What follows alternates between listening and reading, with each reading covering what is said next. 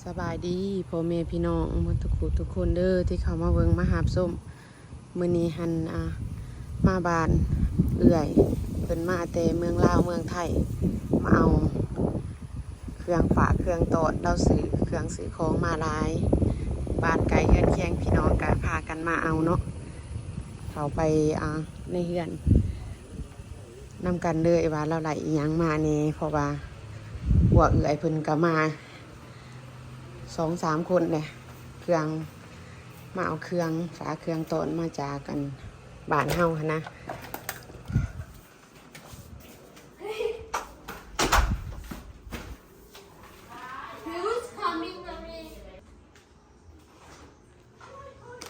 เลยเขาโคเขาเต้นนี่ค่อยมากแท้ๆได้นี่นะนางเด็บหวานเพิ่นก็เอิ้นขนมนางเด็บคือกันเนาะเอ้ยเนาะเอาผู้ดีมาหอดพร้อมๆกันเลยมาของตอนจักคนไหลย่างเน่เจ้าหน่อยเพิ่นจะเขามาไปเขาไปเอาเครื่องเฮา everybody เปิดพิธีไหลย่างเน่เปิดอันนี้บ่มันเข้าโซ่ดิโซ่ให้เบิ่งว่าเป็นจังได๋มาเบิ่งใกล้ๆวันนี้พืชสูตรแก้มพืชสูตรเฮาเดือดกันไปสิได้ย่างเน่บ่กระตำนั่นน่ะ คักเนาะผู้ดีเนาะจำแล้วมันจะพ่งบอกเลยนะ อ้าวบ่ บ่มันบ่ถึกตาเฮาตู่บ่แม่นหยัง แม่นคักอยู่ได้เนาะตัวนี้เนาะ เอาได้เอื้อย แนวฟ้างุ่ม สีนี่เนาะจากเมืองไทยสีนี่ซะสีนี่บ่เอาสีนี่ ได้อีหยังแน่ อันนี้เขาก็บ่ได้อันนั้นอันนี้เฮ็ดหยังนี่บ่นี่ห้องก็อยู่บ่ อันนี้มันติ๊บเขา โอ้ห้องมันน่ะโอ้ยเอาสีนี่แล้วเว้ยซั่น ติ๊บเขาเนาะเกศเนาะนี่เนาะติ๊บเขาก็เป็นเป็นตาฮักตาหัก นี่กระสายดำกระสายดำไหล เขาก็สั่งขอ ไหลแนวห้องทุกไหลติ๊บเขา อันนั้น ไหลสูตร กินตัวมุนนอนนั้น ให้คมรับพืช เขาบดเลยเดี๋ยวเอามาใส่น้ำ มีหยังอีเนี่ยเอื้อยอันนี้ได้เป็นหยังเอื้อย เข่านะเขาตุ่มแล้วเขาก็มาใส่ ชาตรามือ ซ่า เอา ซ่ายังนี่ ตรงปุ๋ยใส่วางจอยแหงเนาะ พืช ทิ้งดำเด้อบ่แม่นกระสายกระสายดำ อันเดียวกันแหละ เป็นป่าเป็นผ่า ฝ่ายใครได้ไอ้เกศ เป็นจังได๋โจมวนบ่ น่าบอกไปเลยเป็นอย่างบ่โอ้ เบิ่งเด้ออันนี้เนาะ แพงเนาะ อันนี้แม่น มาใหม่ขอเอาเนื้อมา หวานโจดแฮ สั่ง ง ดันสั่งเพิ่นน้ำมาให้ หวานโจดแฮง อันนี้นี่คอยเราเอาแล้วจะเขาได้ซีหานั่งหลอกเขาบอกกันกระสาว รายการ แต่มีเหยียบ อันนี้มีหยังเอื้อยขิงดำกระส่ายดำ เอาละไป มันเอาละวะอีจุลีเอาแล้ว แล้วก็โอ้หวาน มันบริยายปนัด หวานโจดแฮง ได้อ สอยู่ งสีมันโทรมาหาขอมันแทกไม่ให้ วะพูดจับก็ได้ออกเอาไหน ไปมาจับกระดาษตัวนี้ โอ้มันได้ อันนึงเท่าไรนี่เอื้อยสูตรงามเนาะนี่สูตรงามพื้อไอ้คม นี่ซี ก็เป็นผู้น้องสิเป็นผู้เบิ่งพื้เอื้อยพื้ ซีนี่แบบซีดำข่อยเนาะ อันแนวต่ำหันเท่าไรเอื้อยฟ้างุ่มฮะ15บ่ของจากเมืองไทยเมืองลาวเอื้อยเพิ่นมาแต่เที่ยวไทยเที่ยวลาว นี่ซีนี่ก็งามว่าเลยทุกคนเดี๋ยว งามเนาะสูตรเท่าไรเอื้อยสาวงามเนาะใส่สบาย นั่งหลอกมาคันจะไปสื่ออยู่หาเล่าหันเศร้าหา โอ้ คันสื่ออยู่วันขนาดพี่เวียหันเศร้าดอน โอเค จะ โอ ไป เค หาเล่าเศร้าหาได้เนี่ย เพราะว่าคอย ของจูลี่สอง เอ็กเป็นเรียนสื่อไป experience ซื้อ experience สอบนี่ได้เสือเอื้อยพื้ให้เบิ่ง แต่ ให้ เขาคือว่าทุกอันน่ะมันเบิ่งจะหู แต่ละสี อัน ละ นี้ สี เอื่อยก็มีแล้วเดือยมี3 สี อันนี้เสือเจ้าน้ำ อันนี้นี่ พื้เบิ่งให้ ร้อยยุ่ง คือสินุ่งมวนแท้เว้ย ถ้าไปเบิ่งนี่ไก่ซ่อน แม่นไปสอนไผ นุ่งไว้สอนไผ่ เห็นบ่ ตื่นเต้นเครื่องมาจากบ้านเฮา ได้อยู่ซาบ่ได้พวกเอาออกทางขางพี่ แล้วแต่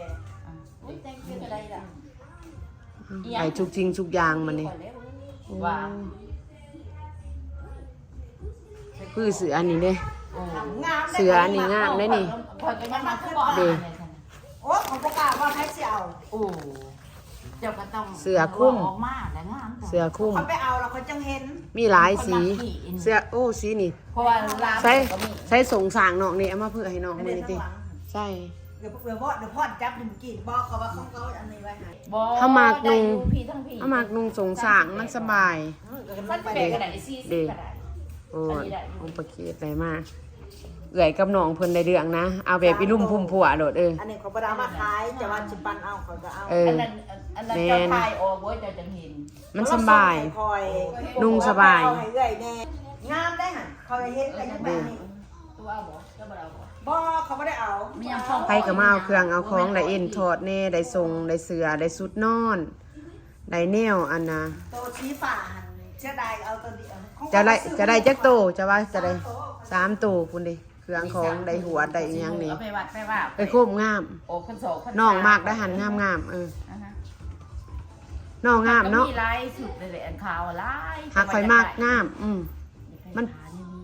จะพาไปบ้านเฮา มันบ้านเฮา มีหยังอีแหน่พื้อีเบิ่งเอ้ยเจ้านายจังสิถามดาว่าแล้วหลายอีหยังเอ็นก็มีได้หั่นเจ้านายคนสมบัติใส่เบิ่งโอ้ตัวนั้นแล้วขากเอื้อย ยังว่าเสียดายเอาตัวเดียวมีท้องข้างขา น้องมากได้หั่น นางถึงขี่ย้อนมาเว้ยนางสบาย โอ้มากเว้ยตัวนั้น แค่มันเสียดายเอาตัวเดียว เด็กมันออกมามีแต่ขาบาดเด้อ ก็คอยหั่นแหละคอยมักนุ่งสงเนี่ยนี่ บ้านไปดู คอยนุ่งเป็น นุ่งเป็นพวมเป็นผัวเลยมันตีม่วนบ่โจมาบ้านปากเกตจ้ะบ่ได้อยู่ซื่อๆดอกเด้หันเด้ดินกีตาร์หันเด้ ชาตรามือ ซาอันจอย อันนี้เจ้าก็ขายบ่ งามพี่มันแต่ว่า ขายถุงเท่าใดนี่ บ่มัก ฮะ แม่เอาเท่าไหร่ชุบแล้วสั่ง โอ้วานจอดนี่บ่ เป็นจอยแม่ก็มักต่อ โอ้ยานว่าเจ้าขายหั่นนะเจ้าขายจังได๋ซั่นดอกโอเคโอเค นี่เขาสั่ง ตัวนี้มันบ่แม่นอันขายบ่บ่แม่นตัวนี้ แล้วสั่งมาขายกับเราทงนึงสิหาดอนคนนั้น โอเคโอเคยานว่า แล้ว นะ จะได้กับแบง บอกไป โอ้บ่อันนี้ดอกค่อย อันนี้มันใหญ่มัน สิดอกสุดฮะ มันบอกมันจะอ้วน มันใหญ่บ่ นี่ตัวเรียกใหญ่ตัวมึง อันนี้แล้วงามตัวนี้เนี่ย ที่ว่าอันเป็นตาอันนี้เนาะเขาบอกอันนี้เพิ่นนี่นะบอกว่าข่อย แล้ว จะ ตัว เป็น นี้ก็ไม่ทง ข่อยกระจับแต่ว่าข่อยเห็นนั่นนี่นะ มันบ่โยงจะเป็นใส่ไปดู งามเนาะจะอยากเบิ่งมันเนาะเขาสิเป็นแบบนี่สินุ่งให้เบิ่งงามเด้อพี่น้องใครสนใจชุดเท่าไหร่เอ่ย ข้าวร้อนไง จ้า มาสิใส่ ก็สิใส่เบิ่งอ้าวคนสวมเลยออกโอ้เพิ่นสิไปแกะออกเพิ่นก็สิใส่ชุดอื่นเด้อ พวกก็ใส่เบิดก็เป็นสาง เป็นงามเด้อดีหาชุด อันนี้ทรงใหญ่ เอามา เสื ใส่ อ น้ น้ อ อย ย ใส่ชุด ทรงใหญ่เสือน้อย ชุดละซ่าเลยอันน่ะเพราะว่าข้ออันนี้เอ้ยเพราะว่าข้อ มันสิลองตัวนี้ไอ้เบิ่ง แม่บอกโจ้สีเหลือง สีเหลืองมันตัวมันสิลองตัวนี้ สีเหลืองสีแดง คือบอกจะเอาสีนี่ ดินเท่าไรสไตล์คนต้องสูตรเป็นบ่อยพี่น้องน้ำกัน ป่าสว่างเนาะ คันในผู้อื่นลองเป็นมันเป็นตะไคร้ขาดอยู่ว่าลองมันเขามันโผดชุดกระพ่น คนทางซ้ายบอกลา ชุดนั้นงามแต่คนอย่างนี้ ซึ่งถ้าจะไม่มีถุงเนาะ สูงแต่พอดี มันผู้ดีอยู่งามบ่งามได้เนาะอีแบบมีทรง เสือสองสามใหม่ โอ้เสือนี่จะงามเนาะคุณเนาะว่าเฮาสิลงให้เบิ่งเด้อ เพราะว่าคอยเบิ่งอีนันตลอดมันเป็น FC คอยนะคอยเป็น FC เขา แต่เป็น FC เขาจะไทยบ่บ่ใส่ ก็มี ไทยหรือลาว ลาวไข่เว้ย ลุงทั้งหน้าหรือทั้งหลังเลย ข้างหลัง ข้างหลังก็ไป ว่าสิเป็นว่า ข้างหลังแห้งใครจะมา จ จ ง ม พ พ อ อ ดี ดี ติดกระโดดหลังบ่ พอ ได้ ดี รู้ สั สั ก ก โมเมนต์ว่าพอดีเนาะเย็นเนาะมาเลยตุ้ยเนาะโอ้ยมาให้ว่าโดยอันยังไง งาม ต้องได้แอน นั่ เอา งนั่งก่อนเราใส่เองถือพอเราจอย น้ำร้อนใส่ ใส่ถือ เก่งเสียงยองก็ โอ้ ได้ ยน้องสาวมาแห้งตักหน้า น้องสาวตัดเครื่องเป็นกีฬางามเท่านั้นแล้วเป็นคนดสตรีก็คือ อันนี้มักสินฝายนะ เป็นเรื่องกัน แล้วทำหาแล้วมันสื่อเจอเจียเลย เป็นโหมดนี่เนาะ ว่าบ้านเขามันจะพื้นเนาะอีก ชื่อหาดอน เอาแกออกน้ำเขาว่าคนที่ร้ายสุดเลย แล้วก็หน่อยอยู่พอดี คือได้ มันมี3สีใส่เบิร์ดสีเขียวแล้ว ไทยแลนด์ฮะ เอาสีเขียว ดาวไม่ได้ที่อะไรนะเสือคุ้มน้องเสือคุ้มไปเบิ่งก่อนเสือจะได้น้องสิได้น้อง 15อันนี้เด็ดโอเค อันนี้เศร้าอันนี้ชื่อหา เออ เดือนจะมาสูง 15 นี่ สมองอะไรวะสมองตัวเดียวเลยเด็กมัน หมูหรอกเก็บผักใหญ่ไปเลยบอก สมอง มันจะเป็นงามค่ะ มาตัวเดียวเนี่ยพวกนี้ต้มมันเคยได้กิน ข้าวต้มอีหยังเด่น เป็นกล้วยเขาเห็นเป็นกล้วย ไอเลิฟยูทูดูเปิดทีป้าโถเอ็นเหงโอ้เอ็นเหงเอ็นเหงแล้วก็ขี้เล็กว้าวนี่ก็เอ็นเหง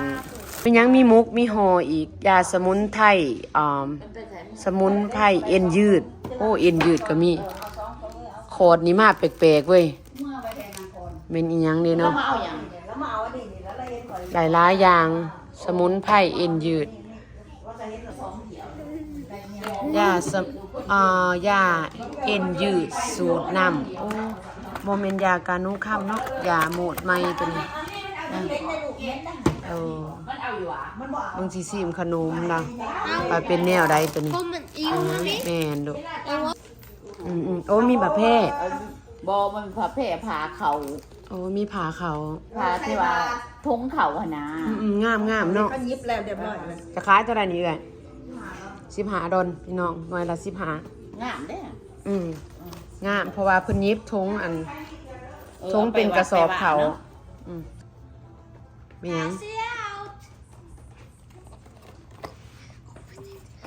ก็จะว่าโอเปินเป็นอีสังโอ้ยก เป็นสูตรแล้วเลย เพิ่นสูตรแล้วเอามาแต่ใส่ เป็นอะไร วัดอนาวัดอีหยังอยู่น้องไข่กับจี โอ้อยู่หน้องค่าย เป็นยุคเลยนะ Try Salad Zone. กินมึง ยาซีฟัน มาจากเมืองไทยตัวนี้ ของจากเมืองไทย แมน อ้าวกินมึงเอ้ยปล่อยหันมากข้าวโขบอันนั้นข้าวขนมนางเด็บ ยาซีฟัน นางเด็บหวานข้าวเต้น สาวหัวกระบอกกระบอกว่าแล้วมันทีขันนี่จริง ยาที่ฟัน นี่นะมาย าที่ฟันชนิดใดโอ้ ทีนี้รักของกระบอก เขาเคยเห็นเขาโฆษณาอยู่เด้ โอ้ยเห็นนั่งนิดมี อือฮึ เขากับ งาม ปาก อู้งาม ได้มัน อู้งามลองตองแต่งอู้เราสร้างสื่อเว้ยเมียอีหัน เขาสั่งว่าเป็น อ้าว เอานั่นมาคันเห็นอันนี้เอามาให้นี่ได้คันเห็นอันนั้นเอามา โอ้ ให้นี่ได้ เขาสั่งหักได้งามหั่นนะเจ้าไปเห็นหั่นนะ เขากับบู ใน ซา ป มา ฏิ ให้นี่ได้ อือฮึใส่เบิ้งสีฟ้า เขียว โอ้สีเขียวเดี๋ยวคอยสิบอกเจ้าวันนี้ว่า อะไรดี เอาสีนี่ไอ้คมสีตัวทำอิฐ นี่ yes อย่ามากบ่ขอยมากสีตัวทำอิฐหักตัวใดก็ได้ว่าหักสีตัวทำอิฐหันเขากับพ่อ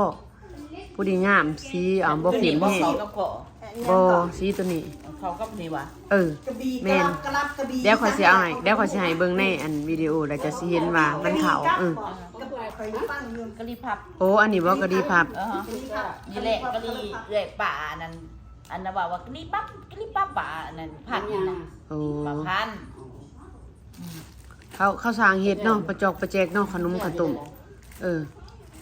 เลือกเอาสมบัติมันนี่ได้ผู้ใดเด็กแต่น้อยเอาข้าวโคกกินข้าวโคกพี่อยู่พี่ได้ข้าวโคกได้ก็ดีปั๊บอันนั้นขนมนางเล็บเขาเอิ้นว่างามเมื่อยลองสิเบิ่งหั่น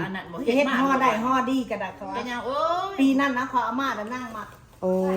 เราสร้างสื่อเนาะ เพราะว่าซองอัน เฮาซีมน้ำกันก็ได้เฮาบ่ฮู้ว่ามันเป็นจังไดมีเด้มีตัดเอ้ยตัดสิลองซีมเบิ่งว่ารสชาติเป็นแนวใด คือพอดี คือเลยเว้ยคือพระเอกเรามาเอา โฮมแล้ว เรา เนาะ มา ส่วนใหญ่อะ ไรย่างไอลาเจ้า แม่ยังเอ็นมาสั่น เอ็นทอดเรามาแยงอยู่พี่ซื้อโอ้ขางอันนี้เฮ็ดงามเว้ยไอ้แขกขางยะนางงามดี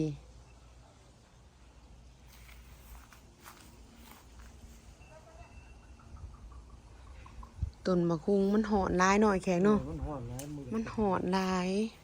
ได้เฮ็ดให้เป็นดอกแต่บ่จับเนาะ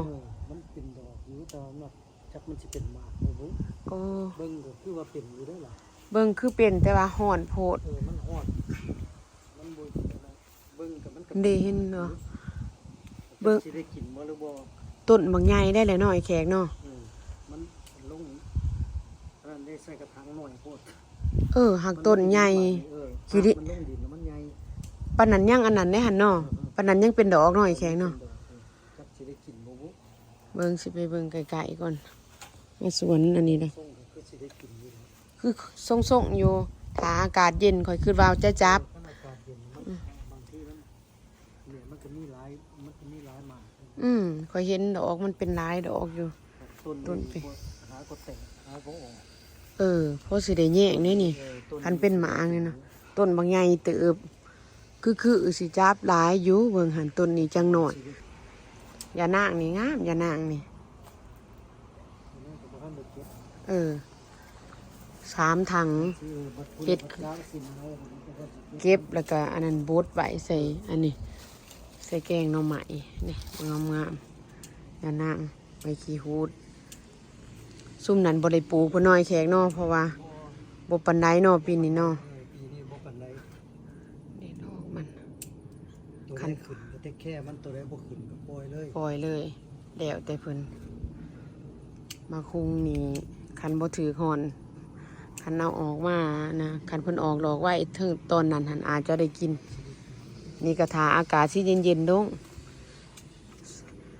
มีไก่ได้หันเนาะโอ้ไก่เขาคันเฮาปลูกเพิ่นต้อง เอาละมันมาเคลียร์เขาก็ เน้อข่อยยังว่าแล้ว ไล่อยู่คุมือวันนี้มันเฮ็ดหัวเด้ข้างนอกไว้ โอ้เด้ไก่กับม้าอยู่ได้อ้าย มาอยู่ เต็มอยู่ทางหลังบ้านแล้วปลูกแล้วก็ไก่กับมาเคลียร์เนาะ กดมาเคลียร์อยู่นี่ก็สิบ่ได้กิน เมนได้หันคันเฮามีไก่นี่เฮาปลูกมันก็ยากเนาะยากได้กินมันมาเคลียร์อ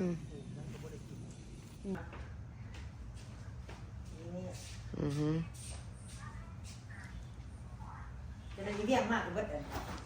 เพราะว่าแนวใส่สบายเด้เนาะ ก็ได้เห็นได้นี่ โอ้ยังบ่ทันเห็นหาเพิ่มสีนี้ หลายสีหลายสไตล์เสือนี่ได้เป็นตะนงมวนดองอันนั้นคือเสือนำเบิ่งหั่นเสือตัวนี้นะเล่นไพ่พอเขาเล่นไพ่เขาสั่งไม่แน่ว่าใส่เงินเล่นไพ่อ่ะสั่งเขา ติดไฟ นี่ปากเกก็สิใส่เองมันสบายดิเนาะแล้วก็นุ่งอยู่เฮือนเฮานี่ก็สบายคือกันไปบูดนี่ได้บัดนี่มีทงแล้วก็มีซิปสบายโดยเฉพาะแม่ยามนี่แฮงเย็นคักอากาศร้อนๆอยู่เนาะโฟดก็ใส่ย่างออกไปหน่อยฮัลโหลมะลิงกิงกองเรียบร้อยพุ่นเครื่องเราอยู่บ่ทันอยากนอนเฉยตื่นแต่3 โมงเช้าพุ่นไปทั่วถีบทั่วแดนถือว่าเราเก่งเด้ไปอยู่บ้านเฮาก็เลาะบ่ถีบบ่แล่นเมื่อลาวเมื่อไทยจนเมื่อยแล้วยังโอเคเสยถือว่าเก่งเลยไปอยู่แต่ละมื้อมา 2 ชั่วโมงกินเท่านึงหิวบ่ออกไล่ให้เบิ่งอยู่เด้ออยู่โหขอยว่าเอาสีเหลืองเป็นหยังคือเป็นส่งเป็นเสือก็ได้ส่งหั่นส่งพันยิบตัวใหญ่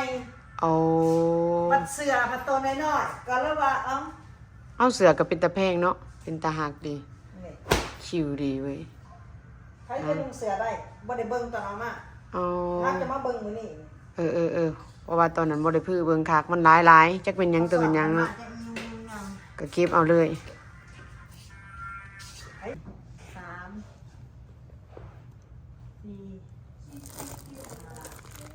เกี่ยมกินอันนั้นมักโจงซุปมักโจง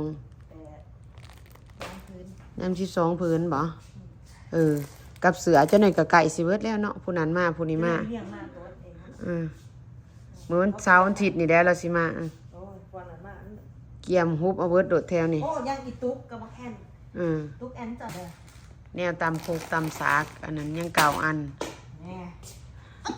นี่ตัวอย่างฟงจังไดเนาะบ่ฟง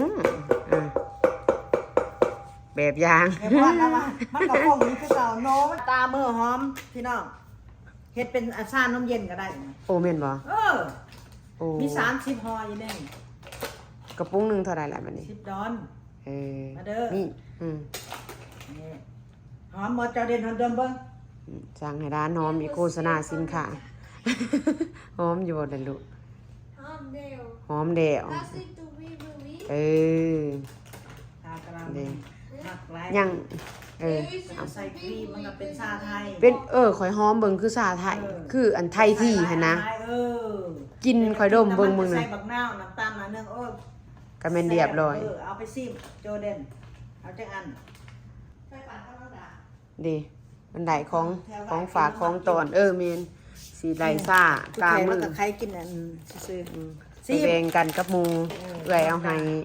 ใครสนใจอยากได้กับหนึงละ10ยังเอาลามา10อันยัง9อันจับจองมาเลย สามมาแต่บ้านเฮาเนาะมาหอดมาถึงอเมริกาเบิดจุ่มนี่ ดังที่สุดในเมืองไทย แม่นบ่ซาไทยเจอได้ยังได้เอ็นไปทอดได้ข้าวโคได้สงกาสร้างแนวนี้หันมากแต่ว่ามักนุ่งอันนุ่งพังวะนุ่งพังวะพังเบอร์ตามเปิงออกไปนอกแล้วนุ่งสบายก็สิมักแล้วก็แล้วก็ Cause that's my mommy. ยาประเกตเอาให้อันน่ะยาอีสังนี่สูตรนำเอ็นยืดยาเอ็นยืด สูตรอันเป็นน้ อันนี้นุ่งนี่ ำอันนั้นมันของประเกตเจ้า นะครับ แล้วก็เครื่องสุด ชุดเขาใจว่า หลายๆอย่างอยู่เฮาก็สิเมื่อก่อนผมมาเอาผู้ไหลละเด็กละน้อยเฮทยอยกันมาใครสนใจมาเอาเด้อคลิปนี้จบเพียงเท่านี้พี่น้องคลิปหน้าเจอกันใหม่ขอบใจหลายๆ Okay.